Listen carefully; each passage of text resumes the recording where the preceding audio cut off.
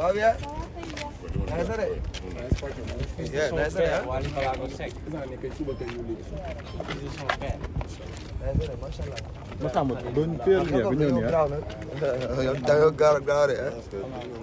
Yeah man. lan nga gis ci évolution bi nga xam ne yaakaar naa ne ñoo ngi préparé événement bi fii ci CICES ak seen équipe. Lan nga gis ci évolution bi. Waaw rafet na. Chapeau bi. Chapeau à toute l'équipe ah.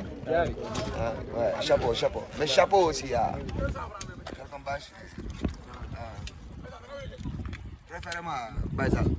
Chapeau.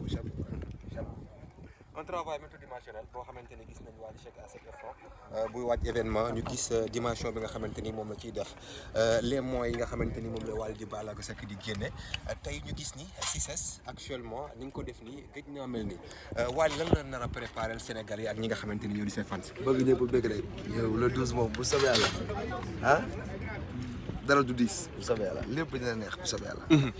nga wax ni tu es le number one wax jooju ñoo xamante ni neexu leen parce que le number one de la musique sénégalaise Wally Seck. non Omaro loolu il faut que ñu wax ci. waaw non graaw xoolal loolu. dama leen may li ngeen bëgg rek xam nga des fois léeg-léeg da ngeen bëgg ay coow you know dama leen may li ngeen bëgg lu ngeen yóbbu rek ah. mais wax jooju Wally mu koy wax lu sincère la ci moom wala daf ko wax juste pour le président sénégalais et ses fans. non mais fans yi léeg-léeg dañuy laaj dañuy soxla loolu xam nga yëngal leen tuuti ñu kontaan xam nga loolu du dara loolu gars yi dañuy ay kii la rek. ay kii la rek graaw la. non scène bi parlons de la scène gis nañu ñoo ngi naan scène bi dafa nar a yaatu lool parce que y a plusieurs danseurs yoo xam ne dañoo nar a préparer chorégraphie bu mucc ayib ànd ceeg le golden boy. waaw incha allah loolu war naa mën a ne parce que moi je suis allé à Zanzibar j'ai vu une scène boo xamante ni minimum y avait 50-60 danseurs. tu vois. il faut nga référé wu. non dama ne gis naa ko donc même s'il y a 100 danseurs ça me dérange pas de toute façon mooy na chorégraphe bi jaar yoon et que ki nga ko teg ci loxoom wóolu nañ ko il va gérer ça inchallah. sa single yi nga préparé ci album bi yi nga war a joué fii. bëri na ay son yoo xam ne dafay nar a jooyloo Sénégal yu bëri. bu ci mel ni Ballago bu ci mel ni beneen son bi nga defal bi ko suñu yaay ji jaaga.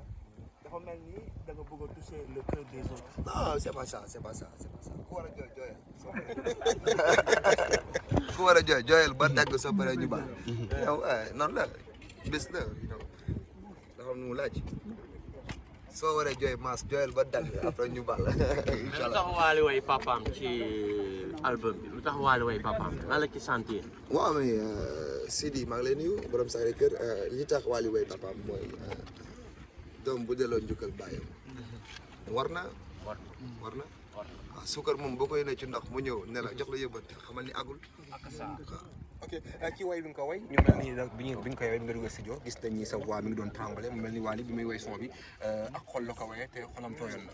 waaw man nag généralement lépp lu may way soo xoolee xol laa koy way mais morceau boobu dafa y a tellement d'accords bëri accord donc j'ai fait très attention bi ma koy way je faisais très attention bi ma koy way te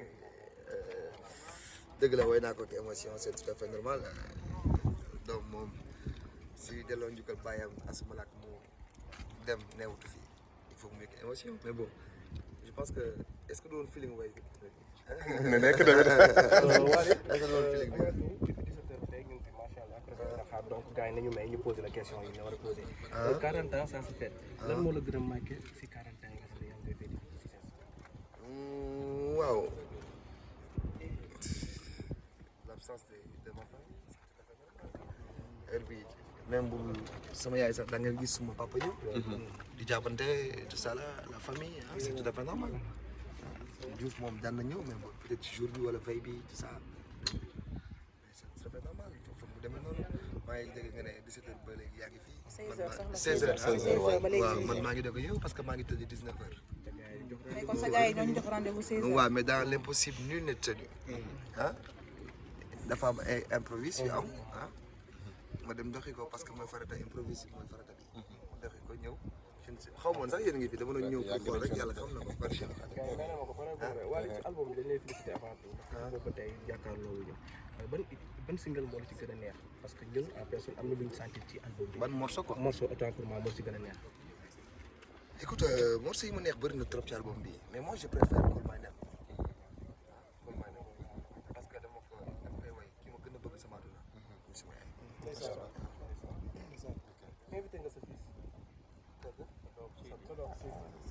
arrêtez là xool yàlla du grand laa lay wax da koy woo waaye da koy woo non du ma woowu ma ko dama lay expliqué voilà dama lay wan àdduna xoolal il fait quoi 23h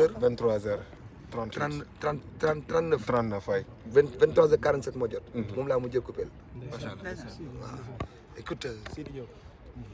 écoute lu war a am rek moo war a am lu rafet rek moo war a rafet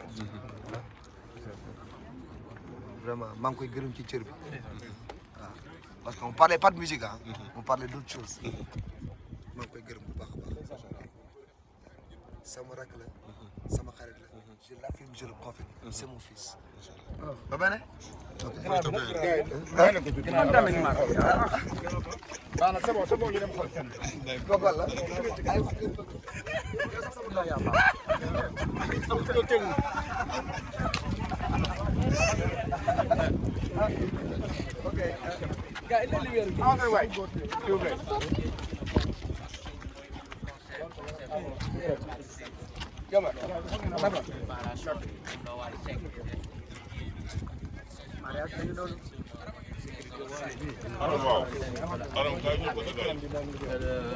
réalisation bi di amee pour servir lu neex ngeen koy apprécier. salaamaaleykum respect grand ji bi respect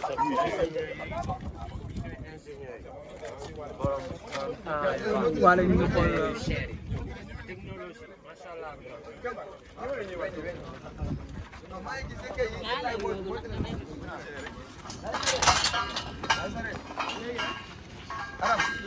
wow nice na de léegi nag maa ngi koy wax vraiment nice na de vraiment macha allah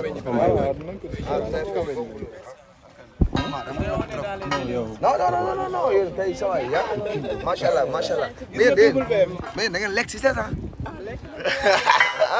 mais war ngeen lekk ngeen si c'est ça nga ni ma ak tribune yu bees sax aussi macha allah bu bees macha allah bu bees nga ni ma macha allah entre nous rek sans système bu bees nga indi bu bees nga indi muy bees sax génn dégg Sénégal génn dégg man tool bi yaatu na de tool bi xanaa man dama war sax waaw lii la la ni tamit ci bàyyi yéen xër ngeen nag de mas dimanche kenn bëri coow de lendemain booy xër ngeen ñi ma baax gëmm dóor la gëmm dóor la waaw gëmm dóor la mbete bembale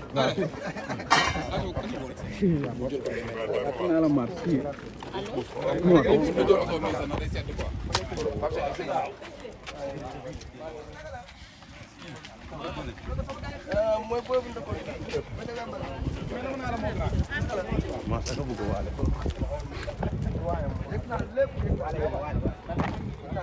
ay la 12 mar nar a toj fii